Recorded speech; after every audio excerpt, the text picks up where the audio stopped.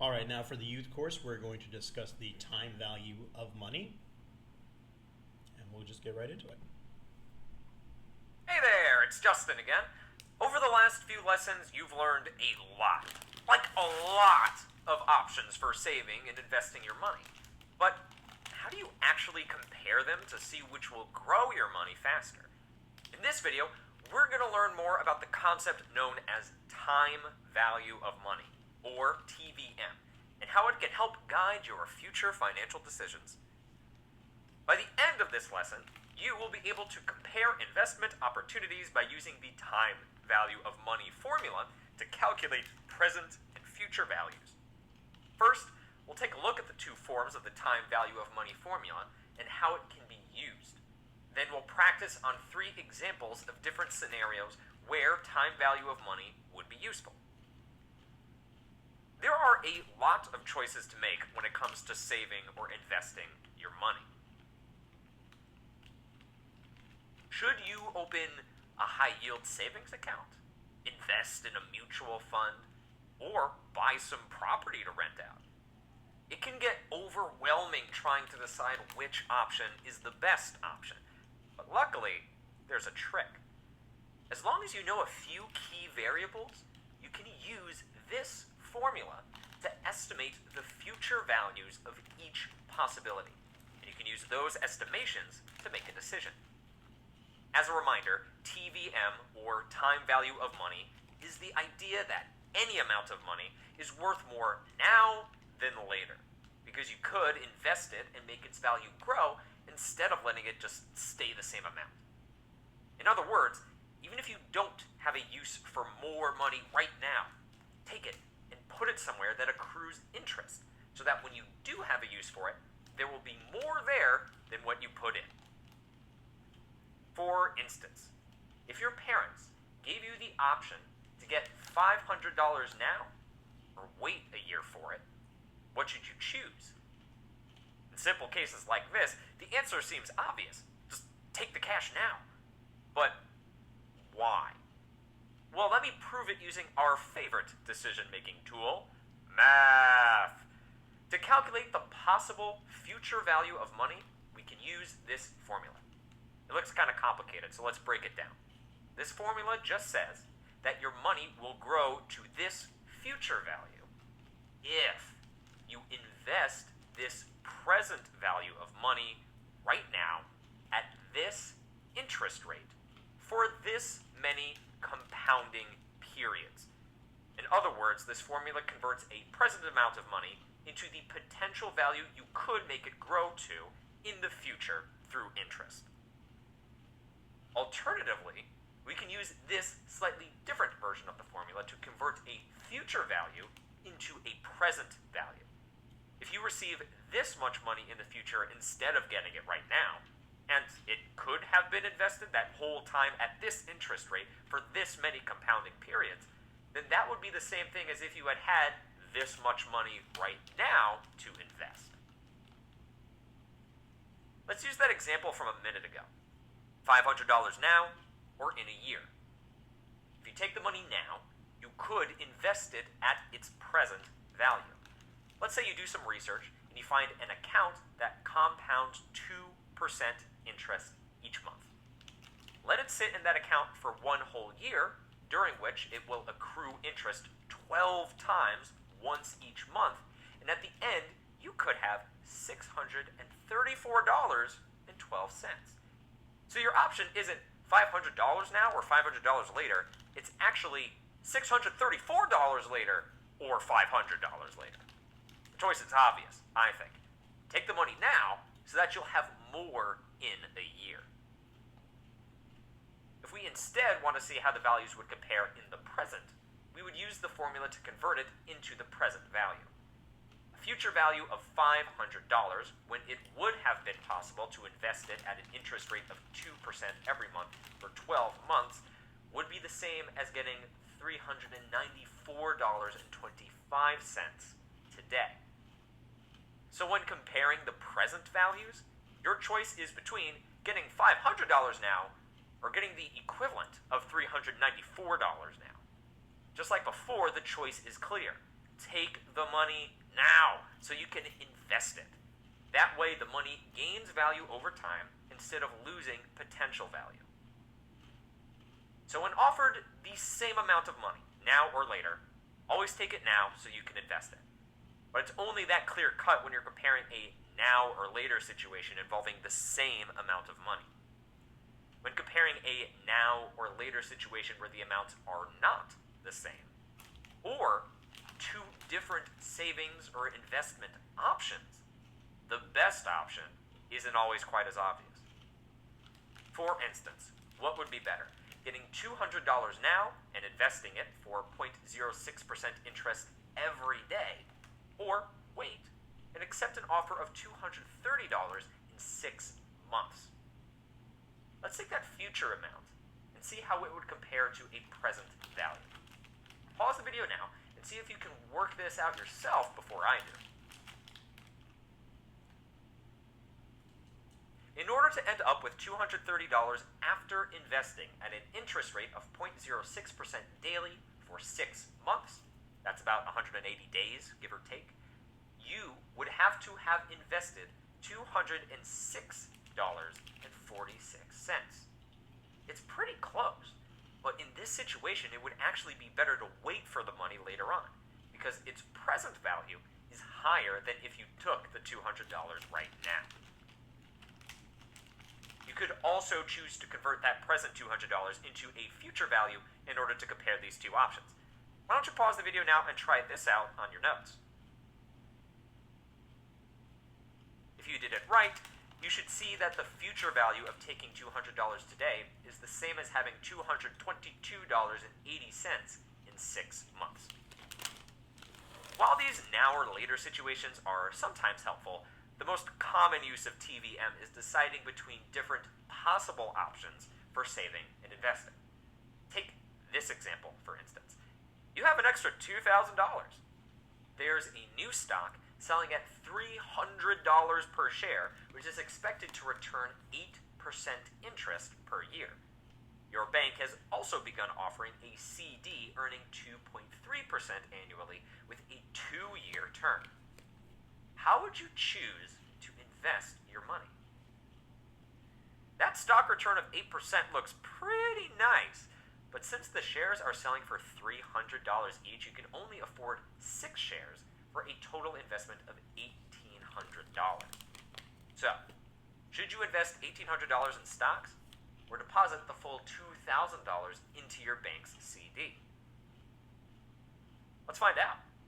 If you invest $1,800 in those stocks, they're expected to accrue 8% interest every year. And we're looking 2 years into the future to compare it to the CD. So the potential future value of investing in this stock is $2,099.52.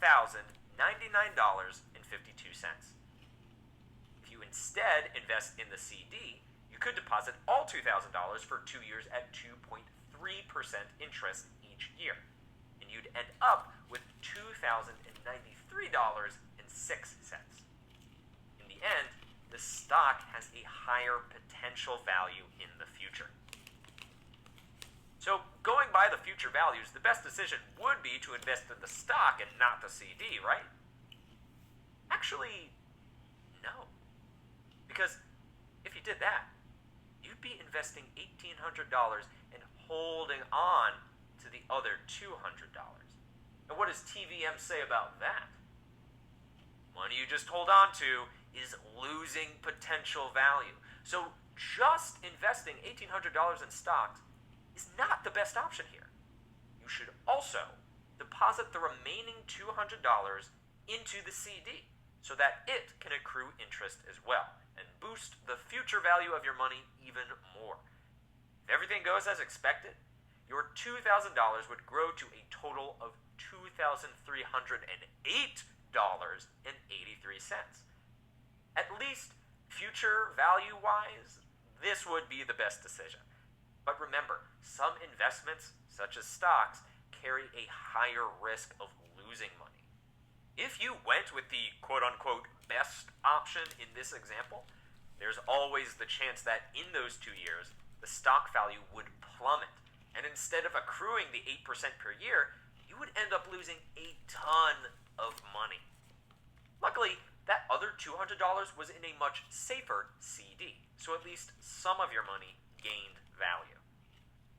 Because of the risk associated with the stock market, somebody more risk averse might instead decide to purchase fewer stock shares and put more of their money into the CD. This way, they can still expect a decent increase in value while being a little safer in case the stock they invested in does poorly. These are the kinds of difficult decisions involved in investing. And in the end of unit project, you're going to be asked to make multiple investment decisions like these. If you won a ton of money in a game show, what would you do with it? Buy a car? Put it in a savings account? Invest in the stock market? The choice will be yours in Choose Your Own Story, Sudden Windfall. See you then.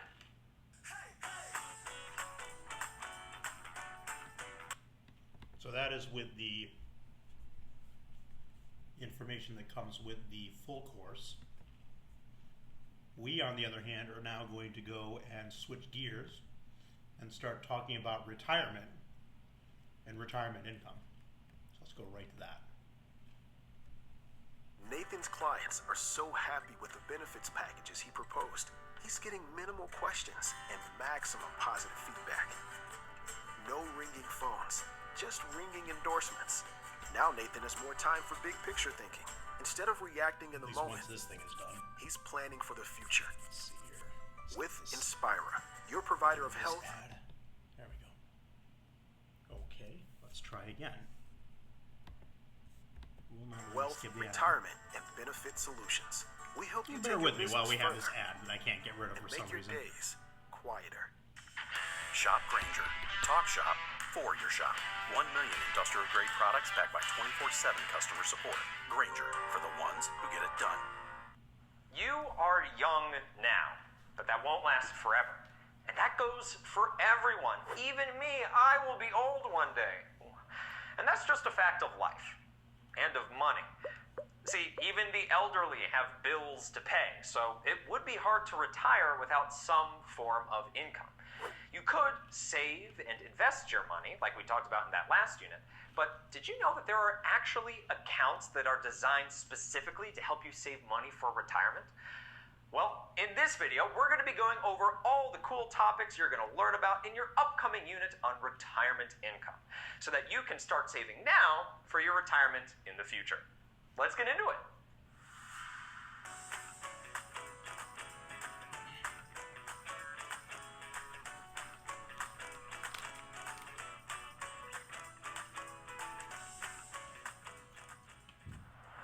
In the last unit, we talked a lot about early retirement, but that's not going to be the focus of this unit. Typical retirement accounts actually have age restrictions on when you can actually start withdrawing your money. It's usually around age 60, although this will change slightly depending on which type of retirement income it is. The best way to guarantee that you have enough savings to retire on, though, is to start saving in a dedicated retirement account as soon as possible. Don't believe me? All right. Let's do some math, shall we? If you wait to start saving for retirement until age 50, and you save $1,700 every month, here's how your account will grow over those following 10 years. Your retirement account only ends up with around $300,000 in it, so depending on your bills, you might make it 10 years into retirement before your account dries up. But what if you started saving only $800 a month at age 35? Then your account will have about $500,000 in it when you turn 60. Even though you saved less each month, because you started earlier, you ended up with way more retirement income. And what if you start saving right at age 18? Then you could save a measly $500 every month, but at age 60, your retirement account would contain over $800,000, which is way more than if you started saving later in life. And imagine if you contributed more than $500 a month, you would be a retired multi-millionaire. Now, of course, these are all hypothetical examples, right? The exact amount of money that you'd have when you retire would be based on a couple different key factors. But what you should be getting from these examples is that the most important key factor, even more important than the amount you're actually contributing, is time. The more time you spend contributing to your retirement account, the more money you'd have for retirement income in the future. So, do you see now why it's important to start saving for retirement as soon as possible? The trouble is, it's not as easy as saying, okay, well, let's do it. No, there are several different types of retirement accounts and kinds of retirement income, and understanding the differences between all of them can be a little intimidating. Should you go for an employer-backed plan or contribute to an individual one? Should you contribute to an account that has you pay taxes on it before you retire or after? How much should you contribute? And are you locked into one retirement account or should you have multiple? As always, the answers to these questions are, it depends on you and your personal circumstances. I can't tell you what you should do because I'm in your screen. I don't know you. I don't know your life. I don't know your personal circumstances. But in this retirement income unit, I will give you all the necessary information for you to be able to answer these questions yourself. First, we're going to dive into way more depth on Social Security, which is a topic that we've briefly mentioned plenty of times in the previous units. This is a program that almost all workers pay into, and then when they retire, they are guaranteed money out of it. However, Social Security is only a little bit of retirement income. The largest amounts of guaranteed retirement income come from pensions and annuities. We're going to be talking about the differences between these two and why you should definitely have at least one of them before you retire. Some retirement plans, known as pre-tax retirement accounts, are contributed to with money that hasn't been taxed yet. You really can't avoid taxes forever, so when it's time to retire and start withdrawing money from those accounts, that's when the taxes hit. If you'd rather not have to worry about taxes when you retire, you could always start contributing to a post-tax retirement account. For these, your contributions will be taxed, and when it's time to retire, you don't have to worry because all of your taxes have been prepaid. Retirement sounds like something that's really far off and you don't have to worry about it right now, but as we've seen from those graphs, the sooner you start saving for retirement, the better off you'll be. And with the information in this unit, you will not only know when to start saving for retirement, but know where and how. See you next time.